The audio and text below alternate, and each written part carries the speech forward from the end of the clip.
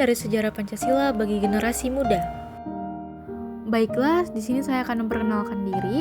Nama saya Christine Willy Patupani Sinaga dengan NIM 860132721 dengan prodi PGSD dan judul Perkembangan Pancasila dan Sejarah Pancasila. Baik, di sini saya akan menjelaskan pengertian Pancasila. Pancasila secara etimologis, Pancasila berasal dari bahasa Sanskerta, kata panca berarti 5 dan sila berarti dasar atau prinsip. Jadi, Pancasila adalah 5 prinsip utama yang menjadi fondasi dan pedoman hidup bagi kita sebagai bangsa Indonesia. Setiap sila dalam Pancasila mencerminkan nilai-nilai moral, sosial, dan politik yang diharapkan menjadi panduan bagi kita semua. Nilai-nilai ini menjaga agar kehidupan bermasyarakat tetap harmonis dalam keberagaman. Dengan hadirnya Pancasila, kita punya pedoman untuk menciptakan harmoni di antara berbagai suku, agama, dan budaya yang ada di Indonesia. Prinsip-prinsip ini juga menekankan pentingnya toleransi, gotong royong, dan keadilan sosial. Pancasila benar-benar jadi pilar kokoh dalam menjaga persatuan dan kesatuan bangsa kita deh pokoknya. Baik, selanjutnya kita akan bahas sejarah lahirnya Pancasila. Pancasila lahir melalui proses yang panjang dan melibatkan diskusi serta musyawarah oleh para pendiri bangsa ya. Gagasan tentang dasar negara Indonesia mulai muncul ketika Jepang mengalami kekalahan dalam Perang Dunia Kedua.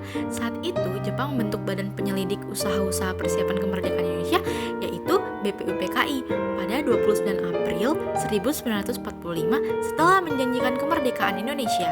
Tugas utama BPUPKI adalah merumuskan dasar negara yang akan menjadi fondasi bagi Indonesia setelah kemerdekaan.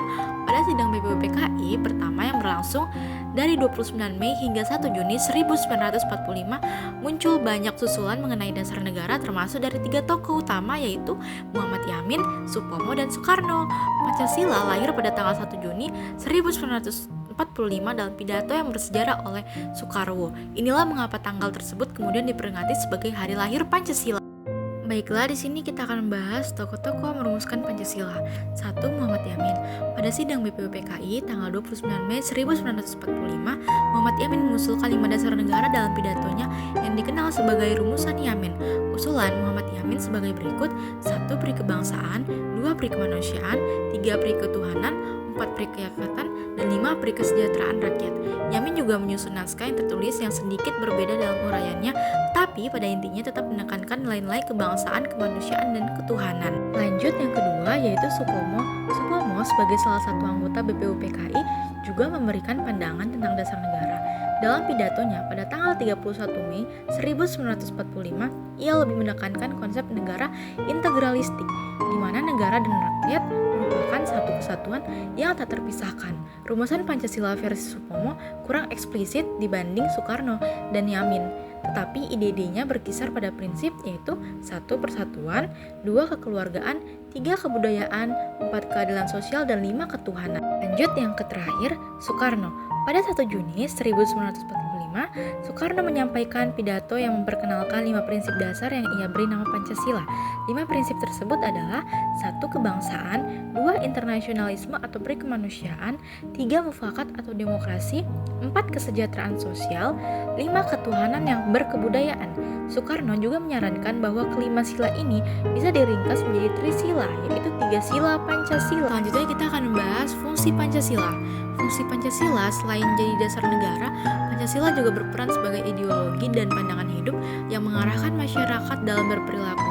Selain itu, Pancasila juga berfungsi sebagai alat pemersatu bangsa, membantu menciptakan norma dan nilai yang mendukung kerukunan di tengah perbedaan yang ada. Baiklah, ke pembahasan terakhir yaitu kesimpulan yang diambil dari sejarah Pancasila.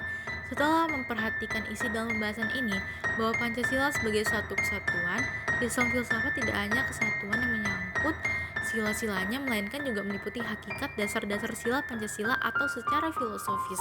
Pancasila yang terdiri atas 5 sila, setiap sila bukanlah merupakan asas yang berdiri sendiri-sendiri, melainkan memiliki satu kesatuan. Filsafat Pancasila adalah hasil berpikir atau pemikiran yang sedalam-dalamnya dari bangsa Indonesia yang dianggap, dipercaya, dan diyakini sebagai suatu atau kenyataan norma-norma, nilai-nilai yang paling benar, paling adil, paling bijaksana, paling baik, dan paling sesuai bagi bangsa Indonesia. Terima kasih.